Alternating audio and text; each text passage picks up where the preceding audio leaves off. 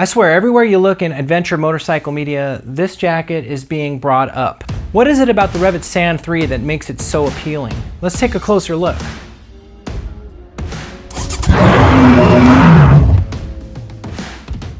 Rev It dubs their Sand 3 jacket the Swiss Army knife of adventure motorcycle jackets. That Swiss Army knife does come with quite a lot of tools, though some of its modular functionality is about expandability.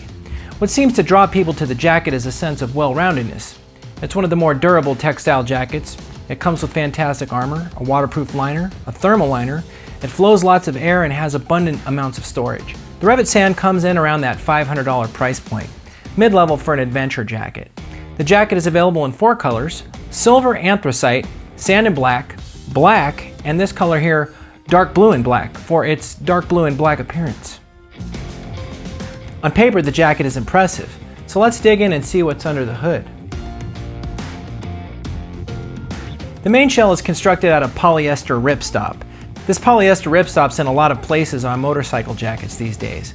We reached out to Rev It for specifics on the weight of this fabric, and we were informed it's a 600 denier. To the touch, the ripstop fabric is durable and adequate for the shell. The cargo pockets up front and the rabbit pocket around the back are constructed of this fabric as well.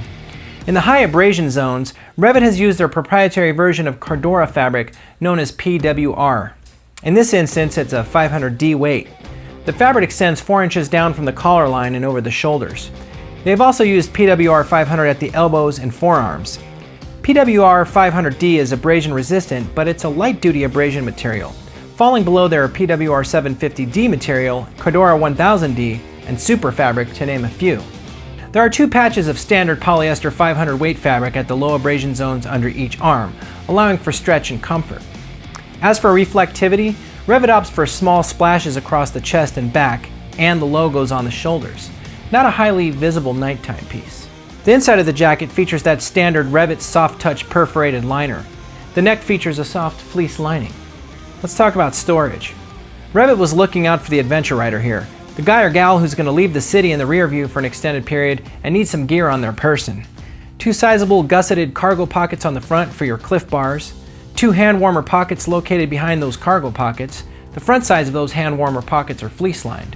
On the lower back of the jacket, there is a rabbit pouch to carry your waterproof and thermal liners, or an optional small loaf of bread. On the inside of the jacket, there are 2 Velcro drop pockets, 1 on each side. The liner and thermal liner each have a drop pocket of their own. So let's talk about the liner in that thermal thingy. The waterproof liner in the Sand 3 is what Rev It calls Hydrotex 3L. Hydrotex 3L is Rev It's proprietary 3-layer design that utilizes a protective layer of tricot laminated to each side of the waterproof membrane. Tricot is just a generic term for weaved fabric. There are many variants, but this one in here looks like it's a nylon weave. The tricot is simply used to improve the durability of the membrane. The liner is not a destination piece unless you're heading to a MUFON cocktail party. The thermal layer zips into the Hydrotex membrane and is not meant to be worn alone. I mean, anything's possible. I guess Rev It figures if you're cold, the 2 layers are better than 1. The thermal layer is also not a destination piece, unless you're going to a cocktail party at the Blue Oyster Bar. I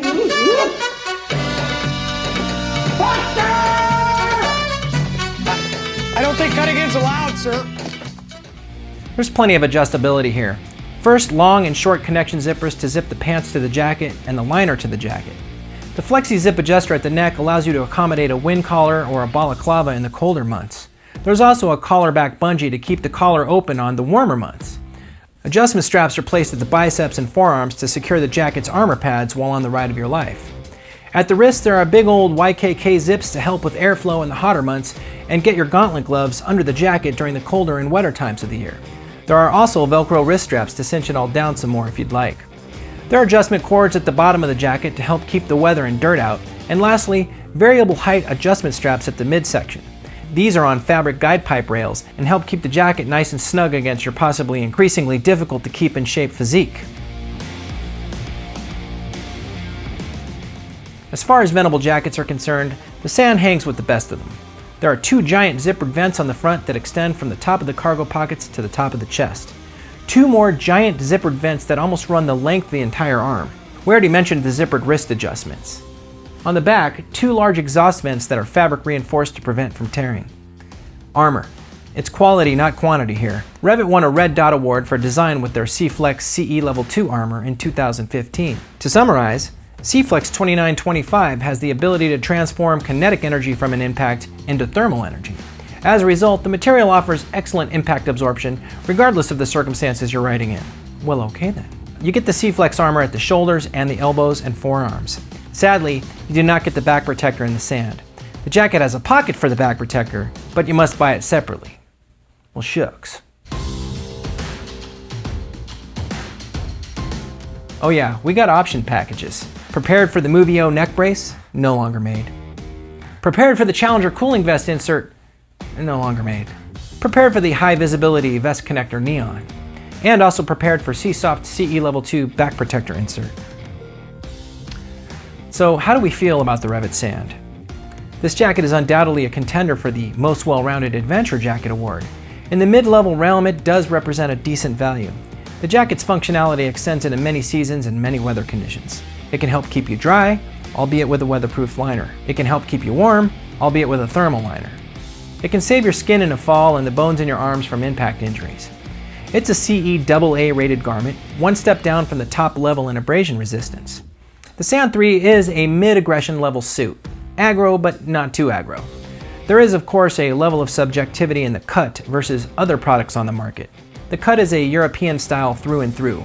That may or may not be your thing, but as far as advertised functionality, the jacket delivers on its promises.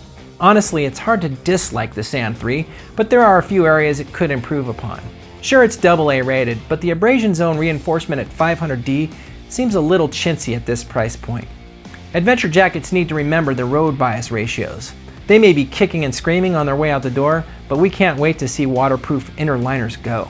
Rev It went through the process of laminating Tricot to both sides of their Hydrotex liner. Why not just laminate it to the jacket? If it's waterproof and breathable, how's this going to hurt the breathability of the jacket? Let's not forget, if I get caught in the rain, now I have to stop and put the liner on and zip it in. Pain in the butt.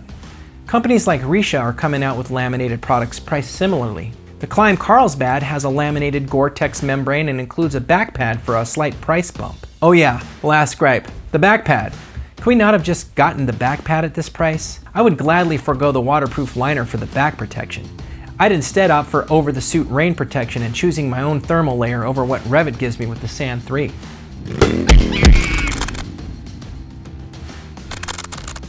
Construction and materials. 3 out of 5.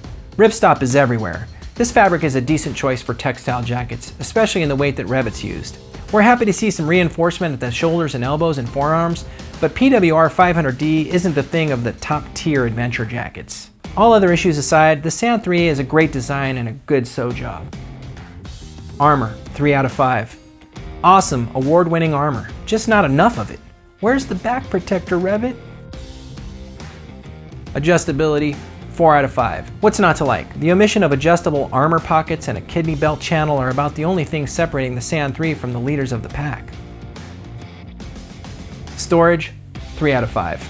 Just enough for the adventure rider, but again, middle of the road in the adventure market.